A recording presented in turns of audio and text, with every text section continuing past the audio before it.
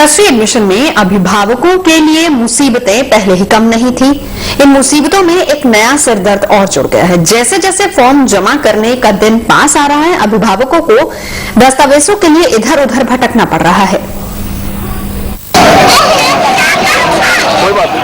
बच्चा एक, लेकिन नर्सरी दाखिले के लिए स्कूलों के नामों की फहरिस्त हो भी क्यों ना। राजधानी में नर्सरी दाखिला इतना आसान भी नहीं है, लेकिन दाखिले की दौड़ की असली मुसीबत है फॉर्म के साथ लगने वाले दस्तावेज। दरअसल अलग अलग स्कूलों में दस्तावेजों के साथ ओरिजिनल एफिडेविट की मांग की जा रही है, जो अभिभावकों के लिए एक बड़ा सिरदर्द है। Few schools are asking for the affidavits for their first child and single child and then girl child also. So multiple जगह पर मार्केट में अगर आप जाते हो तो एक नॉर्मल इस पर्टिकुलर चीज़ के लिए मैं अलग से 1000-2000 रुपये सिर्फ एफिडेविट्स बनाने में ऑलरेडी खर्च कर चुका हूँ। स्टैंडर्डाइज्ड फॉर्मेट हो कि ये डॉक्यूमेंट्स हमें साथ अटैच करने तो बहुत ज़्यादा ईजी होता है पेरेंट्स के लिए, उसमें इतनी ज़्यादा डिफिकल्टीज नहीं होती हैं। शॉप्स भी कम है और लाइनें हर जगह लगी हैं। स्कूल्स तो है ही, शॉप्स में भी लाइनें लगी हुई हैं, नोटरी शॉप्स में भी लाइनें लगी हुई हैं। इतना ही नहीं, अभिभावक इन दस्तावेजों को पूरा करने के लिए कई बार स्कूलों के चक्कर लगा रहे हैं।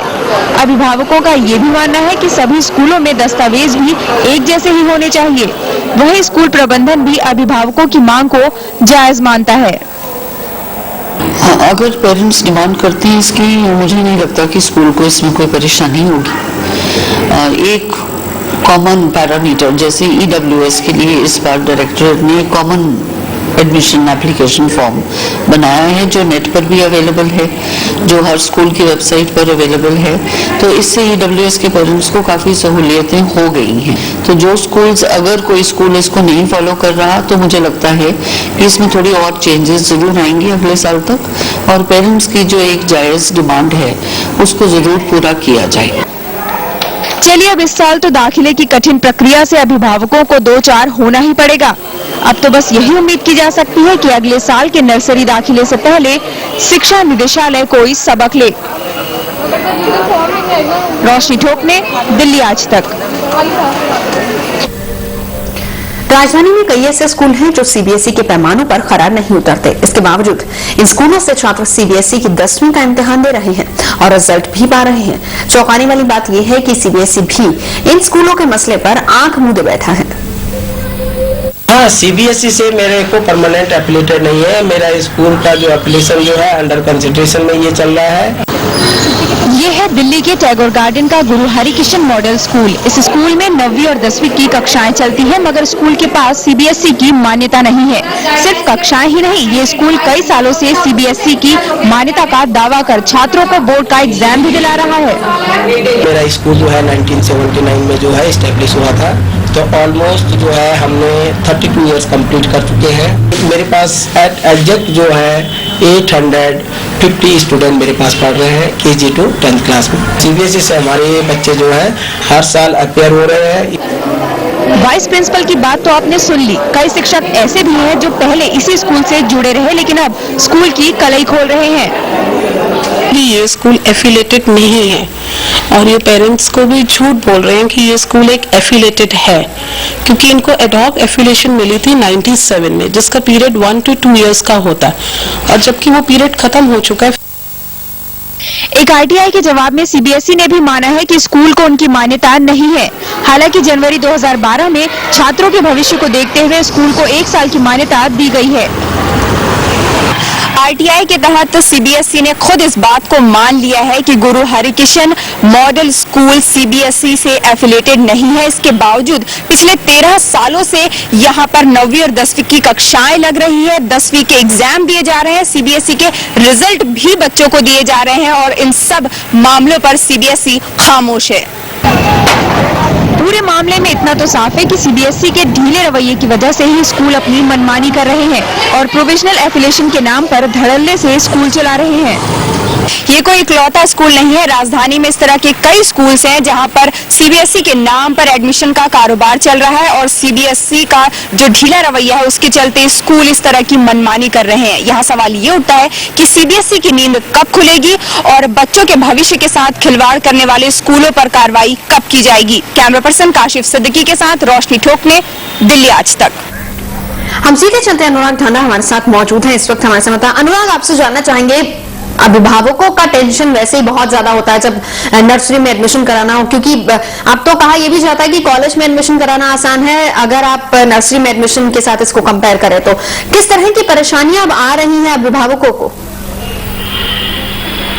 जी बिल्कुल नवजोत, कॉलेज एडमिशन से अगर कंपेयर करें तो वहाँ तो बच्चे के मार्क्स देखे जाते हैं, लेकिन यहाँ पर क्राइटेरिया बिल्कुल अलग है। यहाँ पर बच्चे का कोई एक तरीके से कह सकते हैं कि अगर एडमिशन ना हो तो उसका कोई कसूर भी नहीं होता, और हो जाए तो उससे किस्मत वाला भी कोई नहीं है। टेंशन किस तरीके की है वो हम यहाँ पर अभिभावक हमारे साथ मौजूद हैं। कई स्कूलों में इन्होंने अप्लाई किया अपने बच्चे के लिए। कितने स्कूलों में आपने अप्लाई किया? हम 8-10 में कर चुका हूँ अप्लाई। अच्छा, क्या टेंशन है, क्या कुछ दिमाग में रहता है कि बहुत ज्यादा है, मतलब कि और ये है कि बहुत कम चांस ही लगते हैं एडमिशन होने के, डर पर लगा रहता है भाई, रातों को नींद भी नहीं आ रही आजकल, तो ये हाल है, फिर भागदौड़ी से उसमें चलना पड़ता है। 8-10 स्कूलों में आपने अप्लाई किया है, कितना श्योर हो गए आपको, कितना तसल्ली है इस बात की कि हो जाएगा एडमिशन कहीं? 2 दिन में तो आना चाहिए, जिस हिसाब से चल रहे हैं कंडीशन 2-3 में आ सकता है, और ये मतलब कि जो बैठ रहा है उसमें अप्लाई करेंगे। अच्छा, आप जैसे फॉर्म भर दिया तो उसके बाद डॉक्यूमेंट्स वगैरह जो साथ लगाने होते हैं, चेक कराने होते हैं डॉक्यूमेंट, उनको लेकर भागा दौड़ी शुरू हो गई है? कुछ तैयारी करनी पड़ती है उसके लिए? नहीं, ऐसी तो कोई बात नहीं है, बाकी ये है कि थोड़ी बहुत मेहनत करनी ही पड़ेगी जिंदगी के अंदर, तभी बच्चे को भविष्य अच्छा बना पाएंगे। तो आप लोग भी यहाँ एडमिशन के लिए आए हैं, किस तरीके की टेंशन रहती है? बहुत एक्साइटमेंट रहता है बच्चे के एडमिशन? एक्साइटमेंट नहीं, रात को नींद नहीं आती। हम लोग तो सुबह ऐसे 6 बजे उठ जाते हैं अलार्म के बिना अलार्म के 6 बजे उठ जाते हैं, और ऐसे होता है कि फटाफट से भागा दौड़ी में बच्चे को भी खाना पिलाना खिलाना होता है, कई बार तो भूखे लेके जाना पड़ता है इसको। कोई मुश्किल किसी तरह की आ रही है? आपको लगता है कि कोई चैलेंजेस होते हैं इस मतलब कंपटीशन इतना ज्यादा है, मतलब हमने भी स्कूल में फॉर्म फिल कर चुके हैं, अभी भी हमें कम लग रहा है, अभी भी हम जा रहे हैं कनॉट प्लेस में, जितने भी स्कूल्स हैं वहाँ पे फॉर्म फिल करने ही जा रहे हैं। और आप देख सकते हैं कि कैसे छोटे छोटे बच्चों को साथ लेकर के आते हैं। आप अपना नाम बताएंगे?